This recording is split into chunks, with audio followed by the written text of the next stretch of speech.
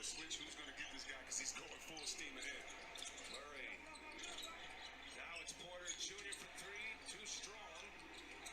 Grant hits the carom. Here's Porter again. He's feeling it. Oh, He rattles that one home. yeah. It's your boy. It's your boy, Luka Doncic. No. It's your boy, your opinionated MJ. MoNeYBaLL 39. Bruh. We calling this the Luka Madness episode off top. I don't know if y'all seen it, but earlier today, Luka did a step back three for the game winner on trash bag Reggie Jackson. Shout out to my Detroit Pistons. Look here. The boy looking like if they can maintain some type of health, they could win a championship.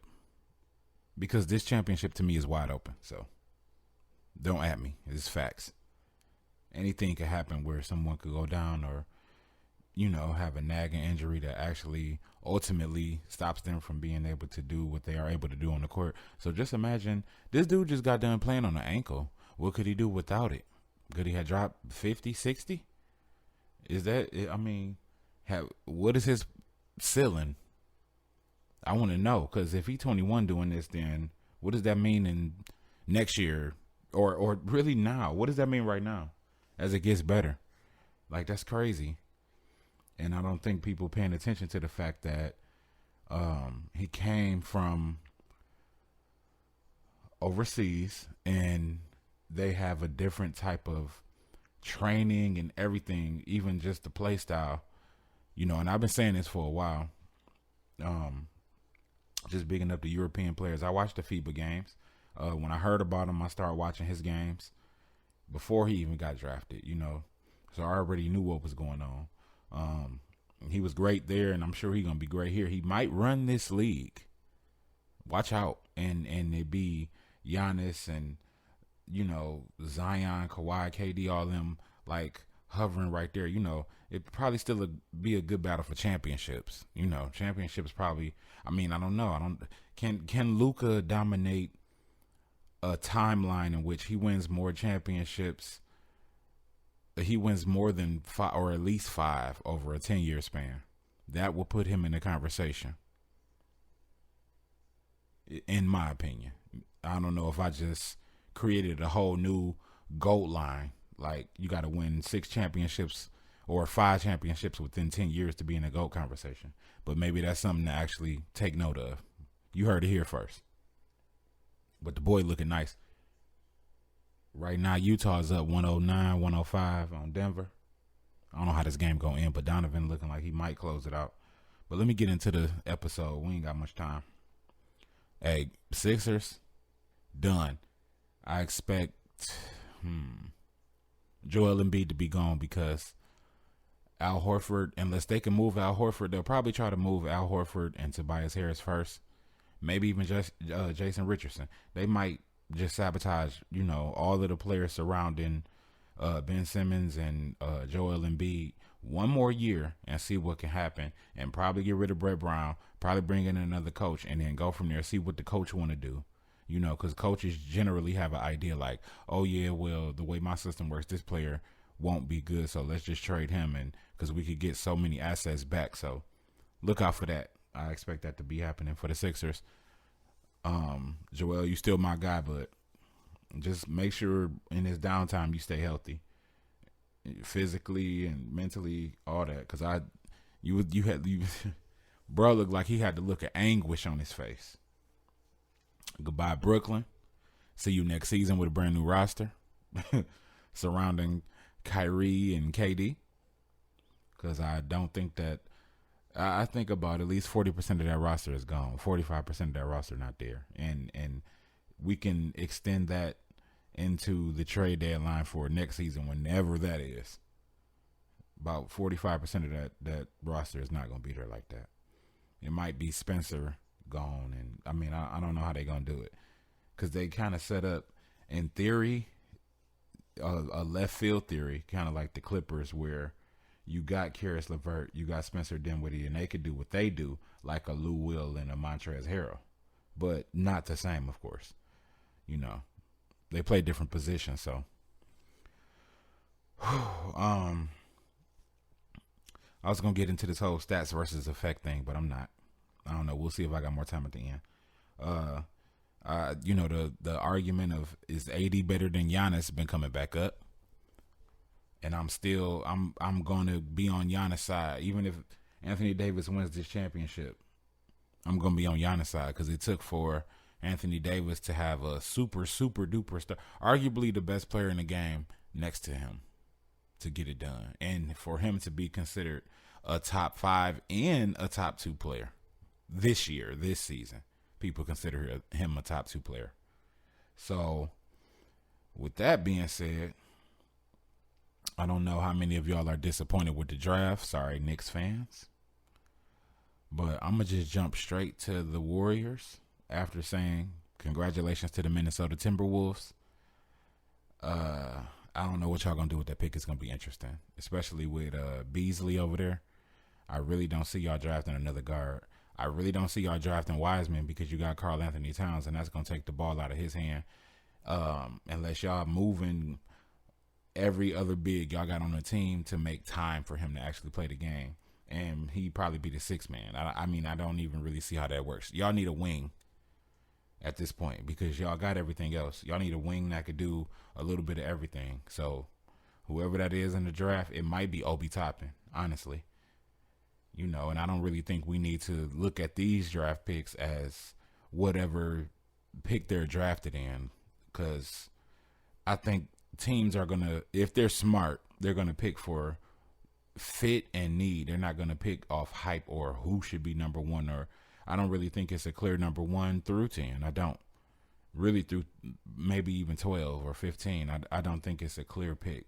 So we'll see what goes on with that. But with that said, the Warriors got the number 2 pick, and they have a huge draft exception. I'm going to just say that, and I'm going to leave it right there.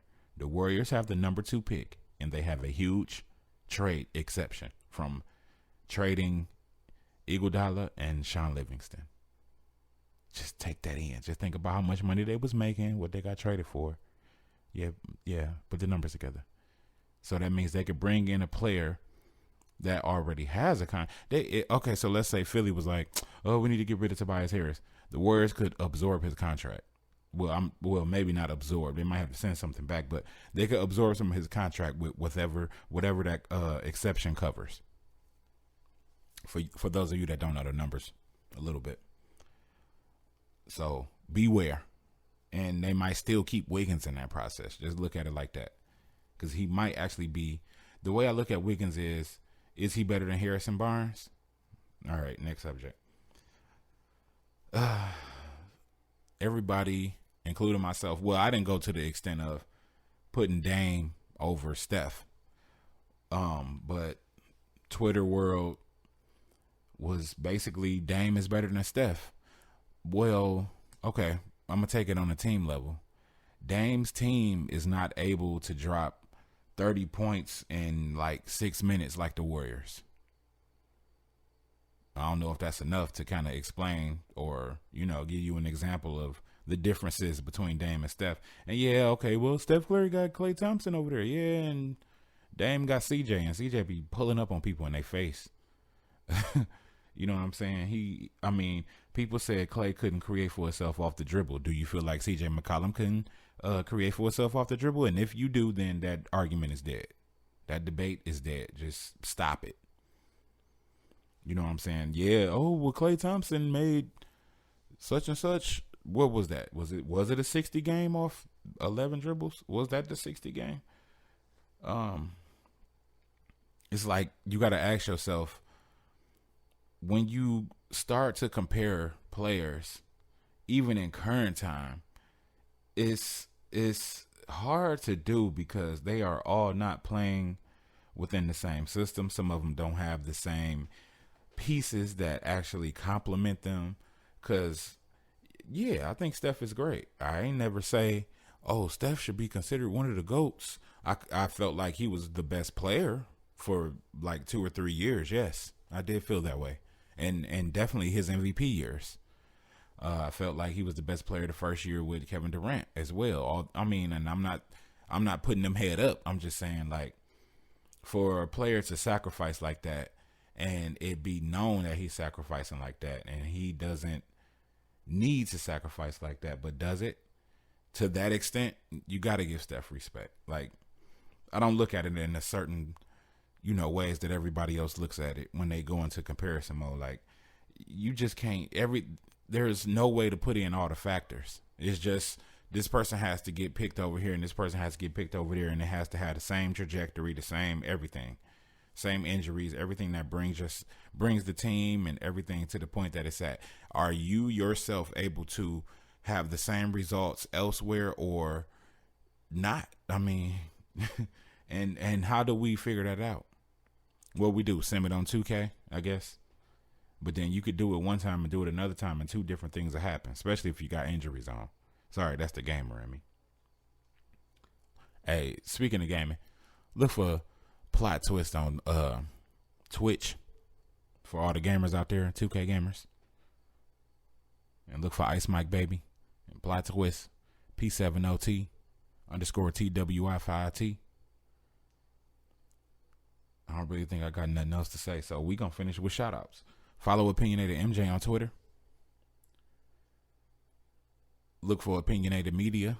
Hey, go look us up on YouTube. Opinionated Media on YouTube. Definitely do that. And please just like the videos. Like, subscribe. I just want you to drop likes though. At least do the likes. Drop a like. Do that. I'm gonna keep coming to y'all with more media. Just getting ready to try to jump to another level. And in the meantime, go watch some Luka highlights from before he even got in the NBA. Because I've been seeing this, but it's of course it's amazing to see it in the NBA. You look at the NBA as the best league in the world, right? So looking like Utah gonna win this game 113-108 right now. 3:35 left. But yeah, I'm out. Happy birthday, Kobe. Rest in peace. As a matter of fact, moment of silence.